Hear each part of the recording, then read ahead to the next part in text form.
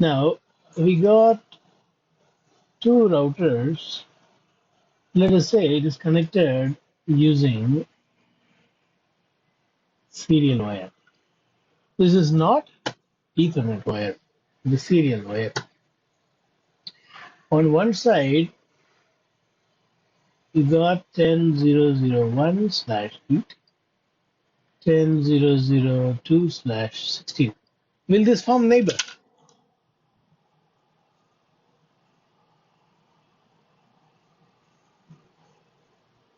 But you see the mask.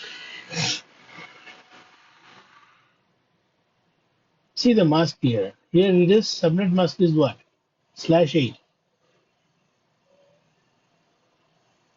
Ah, that should match. That should match. They will not form neighbor if the. But this cannot be called a subnet troubleshooting. This is ignorance. This is silly mistake. If someone corrects this mistake, he cannot say I'm troubleshooting. He don't know. He's not fit to be. அப்படிதான் சொல்லணும். Okay, so this type of troubleshooting should not be there. First of all, very silly mistakes. Being an engineer, he cannot make one mistake like this, and we going and troubleshooting this is very, very bad. Subnet mask must match. And everyone knows that in Hello Packet, subnet mask is advertised. Subnet information is advertised. If that doesn't match, they don't form neighbor. Okay. Now we got the same subnet mask. Now what happened? As soon as you enable OSPF here, still this router 2 is not with OSPF. As soon as you enable here, it will pick one router ID, maybe from the loopback interface or from what you have configured as the router ID. If no configuration of router ID, if no loopback interface, then it is going to take the IP address from the physical interface and it is going to send hello packet. This is what we call as initialization state, init state. It will try to initiate, but because the other side is not yet ready with OSPF, it will go to down state. So it is not attaining that init state. But as soon as I configure OSPF here, the first one, whoever initiates, will show init state. Init state, the very first state. And assume that the router ID from the loopback interface it has taken is 1.1.1.1. Always, loopback interface we'll draw like this. We won't draw a straight line. We'll draw a curved line. All right? Loopback interface. Now, in the hello packet, a lot of things are shared. One of the thing is router ID.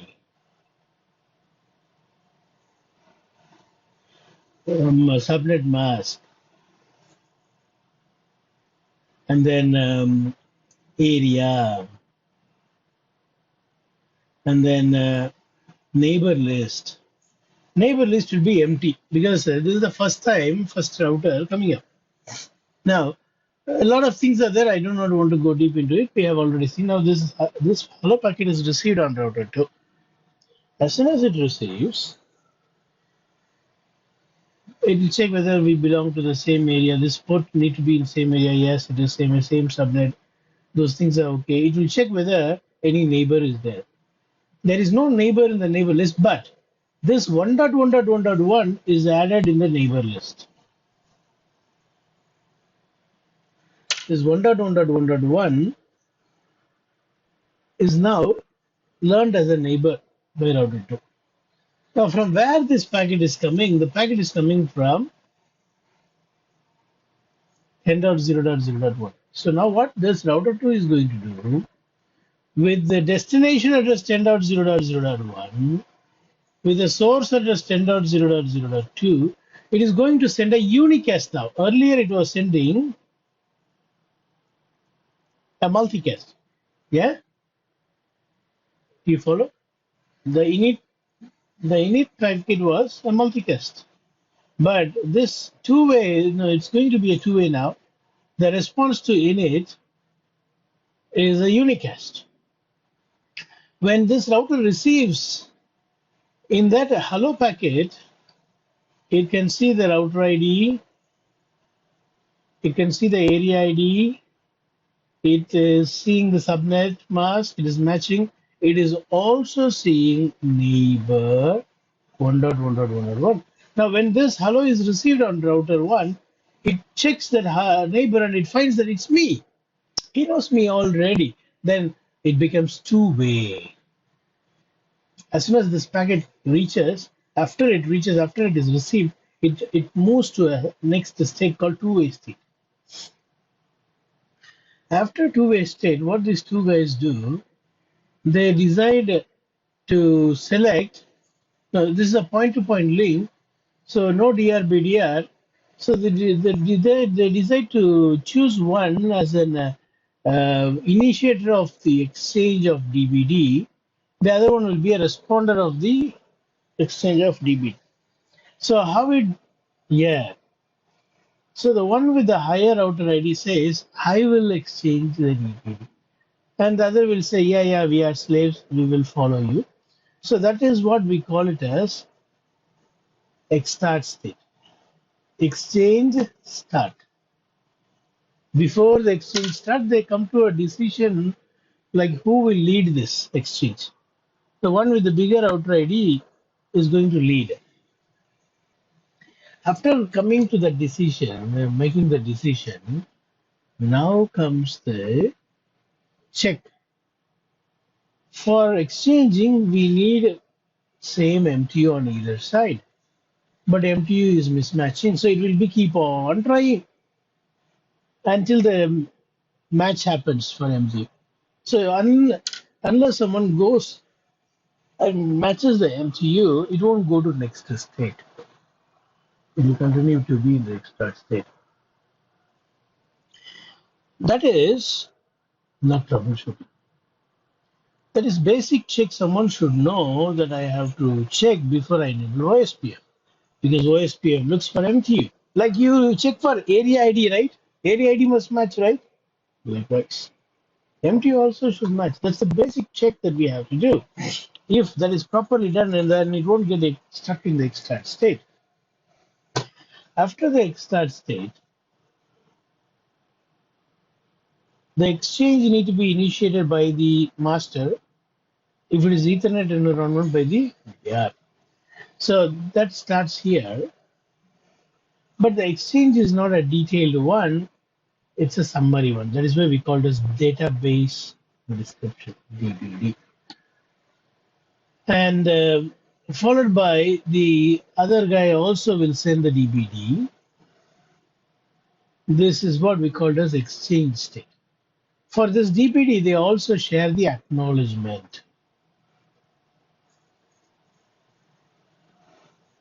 LS ACK type 5 packets. Packet type OSPF packet type 5. And then after the start state, what happens? After this exchange state, they want to make sure that they're fully synced. So they both will send the exchange some queries. We call it as LSR, link state request. And for that, you will get link state update. So it happens in either side, either direction, and we call it as loading state. They're loading each other with a Paka database, synchronized database. And then once they are fully synchronized, they reach the full state.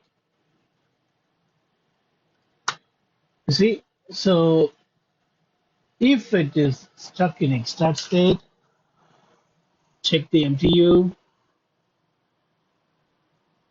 Let us see 1500. The MTU says update. I did not change the MTU here, but here I have changed. After that, I enabled OSPF. For your confirmation, I'll do it once. I'll shut down, and I have also enabled a debug. Now I want to show you clear IP OSPF process. Hmm. Now let me say no shutdown. And this is a simulated environment, so MTU, I don't think whether this will uh, go to stuck in, no, it is going to full state only. But when the MTU mismatch happens, it won't go to full state like this. It will get stuck in the extra state right here itself. See, it is checking the MTU status. In this extra state, it receives the MTU, compares. It should compare, and it should not go move further to the next exchange state. But here we see it is going to exchange state because it's a simulated environment. Um, Goes to that. Let us do one thing. We will change the serial to Ethernet and see. Okay then. If you are confident, then we'll go to BGP.